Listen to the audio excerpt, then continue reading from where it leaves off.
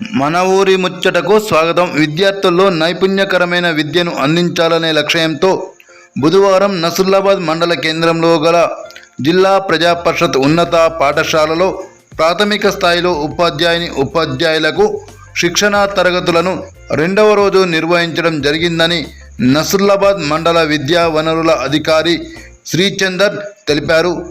ప్రాథమిక స్థాయిలోనే ప్రతి ఒక్క విద్యార్థికి ప్రాథమిక అంశాలను అందించినప్పుడే విద్యార్థులు భవిష్యత్తులో ఉన్నత శిఖరాలను అధిరోహిస్తారని ఆయన అన్నారు. ప్రతి ఒక్క ఉపాధ్యాయుడు విద్యార్థుల స్థితిగతుల వివరాలను అధ్యయనం చేయాలని ఆ ఉపాధ్యాయులకు ఆయన సూచించారు. దీనితో పాటు అమ్మ ఆదర్శ పాఠశాల ద్వారా పాఠశాలల పరిశుభ్రతపై దృష్టి కేంద్రీకరించాలని ఆయన అన్నారు. పాఠశాలలో విద్యను అభ్యసిస్తున్న ప్రతి ఒక్క విద్యార్థి యొక్క సామర్థ్యాల సాధనపై దృష్టి సారించాలని ఆయన పేర్కొన్నారు.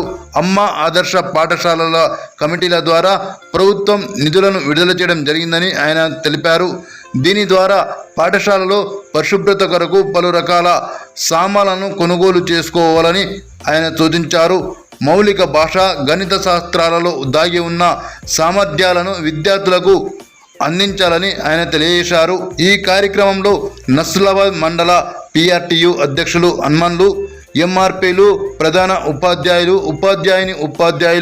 తదితరులు పాల్గొన్నారు.